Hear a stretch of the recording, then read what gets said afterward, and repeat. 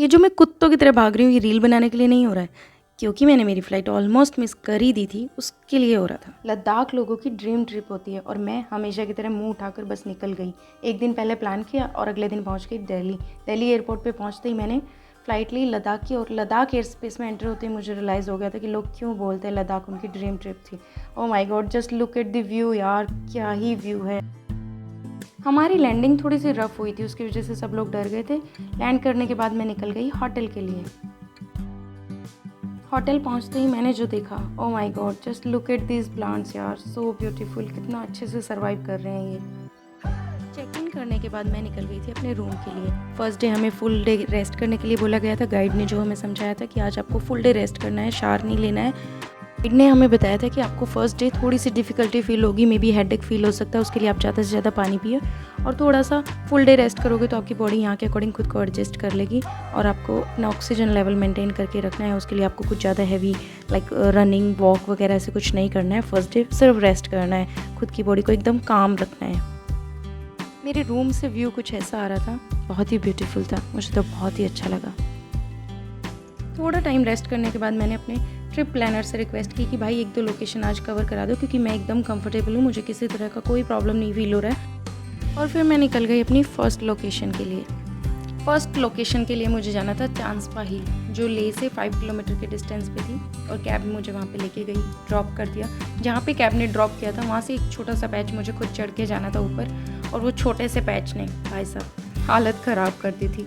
बहुत ज़्यादा ही टायरिंग लग रहा था, बैठ बैठ के रेस्ट कर करके फाइनली गिरते पड़ते मैं पहुँच गई। और वहाँ जाने के बाद जो व्यू मिला, ओहो देखो।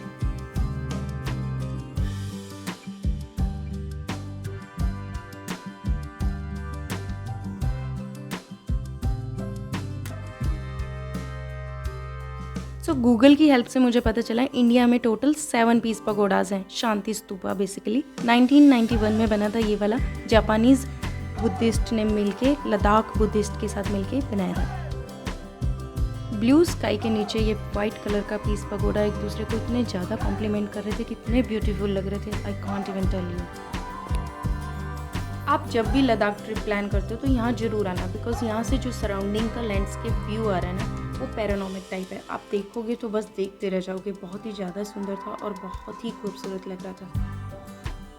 पीस पगोडा को बाय करके मैं निकल गई थी अपनी सेकंड लोकेशन के लिए, जो था लेह पैलेस।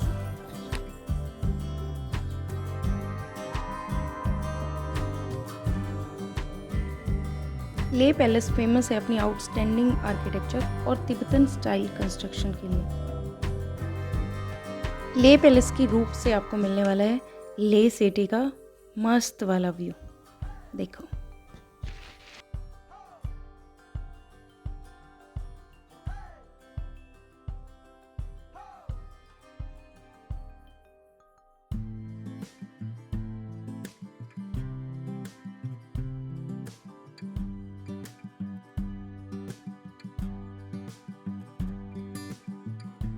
जब आप लेह पैलेस से उतर रहे हो, राइट साइड में ही आपकी एक मोनेस्ट्री है, मैं वहीं पे चली गई और वहाँ से मैंने लेह पैलेस का व्यू लिया, जो बाहर से सिटी में अंदर देखने वाले लोगों को ऐसा दिखता है। सेकंड लोकेशन कंप्लीट करते करते मुझे इवनिंग हो गई थी। अब मैंने सोचा मैं मार्केट चली जाती हूँ, क्योंकि लेह का मार्केट भी बहुत फेमस है, तो मैं निकल गई लेह मार्केट के लिए।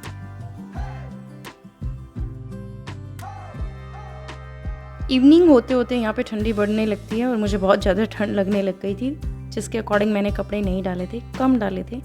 और फिर बारिश भी आ गई और हवाएं भी तेज़ चलने लगी, तो मार्केट जल्दी बंद हो गया। तो मैंने कुछ भी शॉपिंग नहीं की, जस्ट मार्केट को देखा, बिकॉज़ मुझे पता था कि मैं वापसी में जब आऊँगी तो मुझे यहाँ से शॉपिंग करनी ही है। तो मैं आज सिर्फ मार्केट का व्यू ले रही थी और इन्जॉय कर रही थी।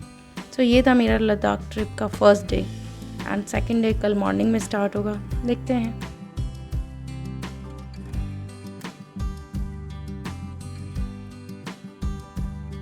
डे 2 रेडी होके ब्रेकफास्ट करके मैं होटल से निकल गई थी अपनी अगली डेस्टिनेशन के लिए, जो लेह से 4 किलोमीटर के डिस्टेंस पे थी। Hall of fame museum Indian army maintain करती है, और ये इंडिया पाकिस्तान वॉर में जो हमारे सोल्जर शहीद हुए थे उनकी याद में बनाया गया था।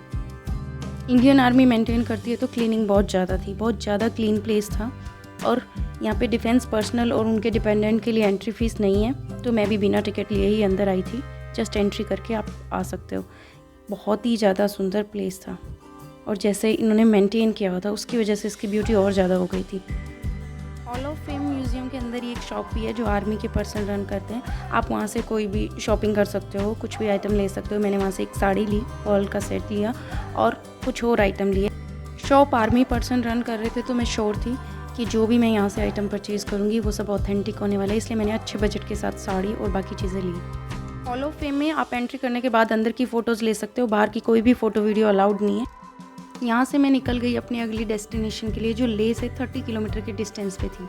देख तो लिया होगा आपने वीडियो में, समझ भी गए हो कि मैं कहाँ जा रही हूँ। हाँ, मैग्नेटिक हिल, ये बाइकर्स का फेवरेट जगह है।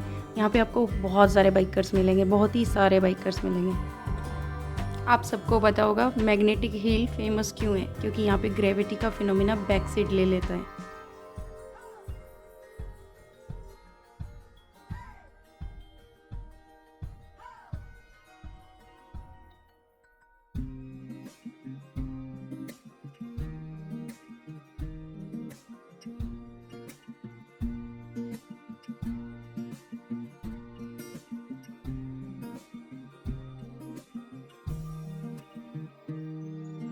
यहाँ पे मेरा स्ट्रगल चल रहा था अच्छी फ़ोटोज़ के लिए जो मुझे इंस्टा पोस्ट के लिए चाहिए थी।